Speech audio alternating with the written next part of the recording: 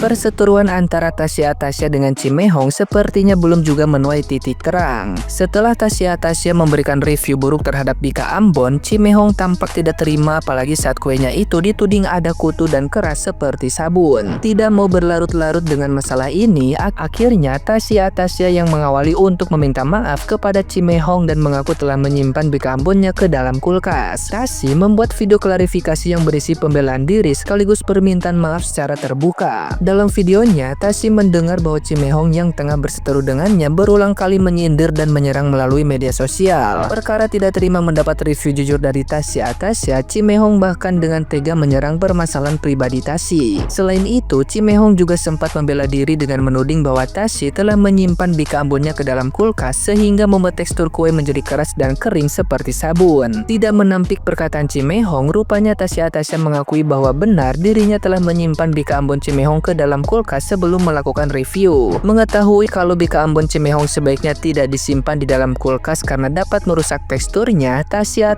dengan rendah hati menyampaikan permohonan maafnya. Mendengar respon Tasya yang memilih untuk meminta maaf terlebih dulu, tentunya sukses membuat netizen yang budiman terkejut sekaligus takjub. Meski demikian, Tasya mengaku masih menunggu pertanggungjawaban sekaligus permohonan dari Cimehong atas temuan serangga di dalam Bika Ambonnya.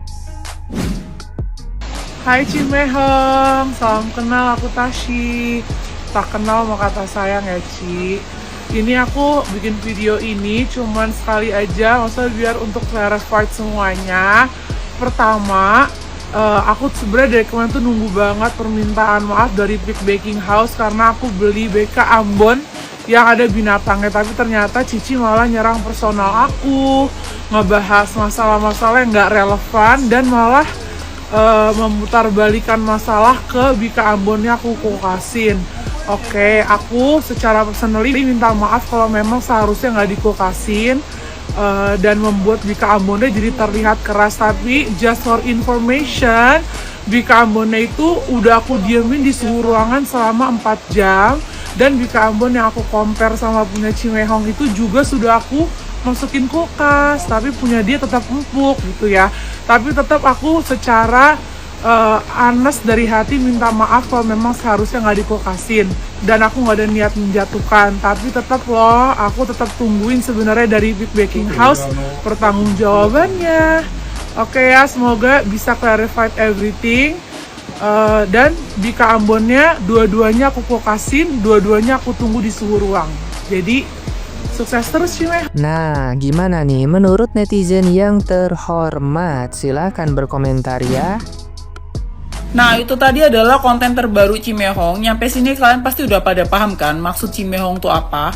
Seakan-akan konten kreator yang ngebeli Bika Ambonnya Cimehong dan nge-review ada serangga di dalamnya itu merekayasa situasi untuk menjatuhkan usaha Cimehong.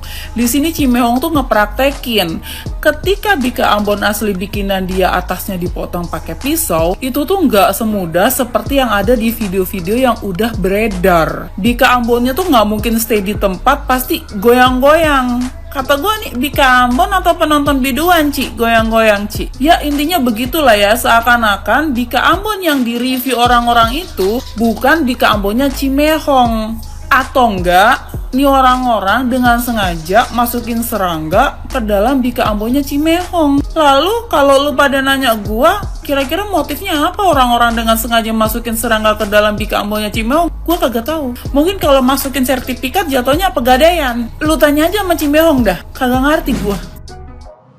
Zaman sekarang kalau ada masalah di makanan yang dibeli, customer yang minta maaf. Kalian pasti tahu siapa yang aku bahas. Aku bingung aja sih yang masih ada membela Ayah itu. Aku nggak tahu kalian mikirnya apa gitu. Yang bilang, aku makan ini ada rambutnya, ya gitu-gitu aja. Aku makan ini ada cacing, yang cacingnya aku keluarkan, aku lanjut makan. Kalian makan itu makanannya harganya berapa? Ini makanannya harganya berapa? Brandingnya makanan ini kan branding makanan mahal. Kalau kalian makan makanan mahal, bayar makanan mahal, harapannya apa?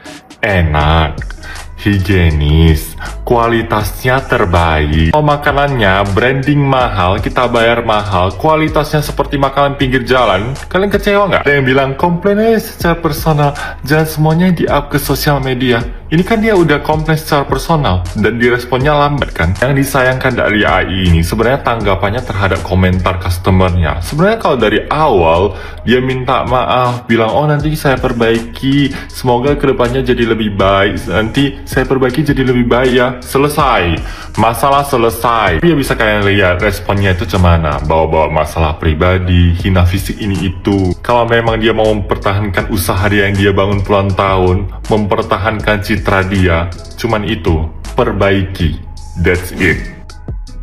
Cuman ini aku lagi mau nimbrung juga masalah yang lagi viral banget, si Dika Ambongnya Cimehong yang di review sama Tashi. Jadi sebenarnya biasanya tuh ya normal prosedur kalau misalnya kita tuh sebagai konsumen membeli sesuatu barang dan ternyata kita ada komplain, itu biasanya itu kan langsung aja kita komplain ke yang punya toko atau si menjual dan mungkin meminta diganti ya, entah itu diganti barang yang sama atau barang yang lain, itu sesuai dengan kebijaksanaan toko masing-masing. Jadi sebenarnya aku juga heran ya kenapa kok si Tashi itu sampai bikin YouTube video kayak jelek-jelekin banget produk yang dikirim sama Cimehong, yang kedapatan kayak ada apa tuh kutunya, terus kayak tidak maunya flash banget gitu. Kenapa kok dia nggak langsung aja ngomong ke Cimehong, kok gini produknya tolong ya dibenerin gitu yang lebih bagus kualitasnya gitu. Sangat disayangkan sih kalau sampai menjatuhkan produk jualan orang lain gitu kan. Dan kemudian tanggapan Cimehong kan memang kita semua tahu ya, dia langsung kayak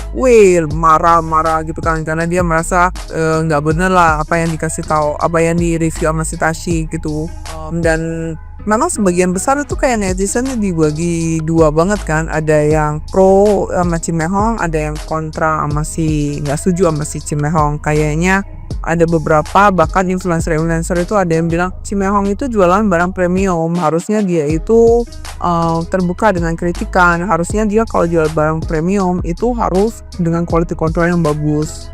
Yang terjadi malah orang-orang bandingin Cimehong sama si Mami Toko, yang kayaknya kalau Cimehong kok gituin marah-marah, kalau Mami Toko kalau ada yang salah dia sampai minta maaf gitu kan. Nah itu sebenarnya kayak apa ya, emang dua karakter yang berbeda, ngapain dibandingkan juga gitu kan. Nggak semua orang bisa kalem kayak Mami Toko kan, dan juga nggak apa ya, kan ada sebagian orang juga yang memang yang karakternya meledak-meledak gitu, jadi nggak ada yang salah, nggak ada yang benar sebenarnya. Dan juga kalau misalnya Cimehong ini karena dia jualan kan ya, terus kemudian dia itu kayak marah-marah gitu, kayak misalnya dia nggak seneng atau ngeblok orang-orang yang jahat sama dia, menurutku ya nggak ada salahnya juga gitu loh, karena itu haknya dia kan, karena dia punya dagangan, dia dapat duit dari sini. Kalau misalnya ada orang yang berusaha menjatuhkan, of course dia harus itu kan apa tuh namanya, ngebelain dia punya usaha banget kan itu. Terus terang kalau dari saya sih, saya lebih salut ke Cimehong karena dia mentalnya kuat bener. Nggak semua pedagang kalau digituin tuh mentalnya bisa sekuat kayak Cimehong loh. Itu dia bener-bener nggak takut sama sekali, dia maju mundur, dia maju pantang mundur, bahkan tidak ada yang di backing sama influencer yang gede-gede atau artis-artis, nggak ada yang backing dia sama sekali loh. Dan dia berani, dan dia kan juga ngomong dia tuh nggak membayar satu orang influencer pun ya katanya gitu kan. Dia jualan laris aja itu karena berkat memang kerja keras dia gitu. Kadang kan memang di dunia medsos ini kita kan kayak ngeliat orang ya, kalau misalnya Mami Toko kan lihat ya, dia tuh backingnya siapa, orang gede-gede, artis yang gede-gede itu kan kenal semua sama Mami Toko, jadi backingannya dia kuat gitu loh. Mungkin kalau misalnya yang ada kutunya di jualan Mami Toko, mungkin saya bisa salah, tapi mungkin juga si Tashi juga nggak berani nge-up atau nge-blow up review jelek-jelek di YouTube untuk si Mami Toko, karena kan dia juga tahu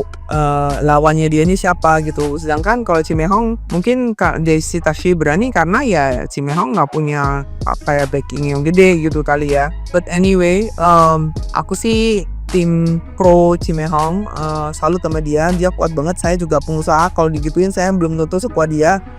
Tapi guys, kita belajar ya, kalau misalnya kita memang nggak senang sama produk atau servisnya seseorang, karena saya juga jualan servis, kalau nggak senang itu nggak apa-apa, langsung ngomong ke kita, komplain apa yang kamu nggak suka, terus nanti pasti kita akan berusaha untuk mencari jalan yang terbaik untuk konsumen kita dong. Jadi tanpa harus kamu menjelek-jelekan atau menjatuhkan usaha seseorang. Ingat ya, tabur tua itu ada, karma itu ada.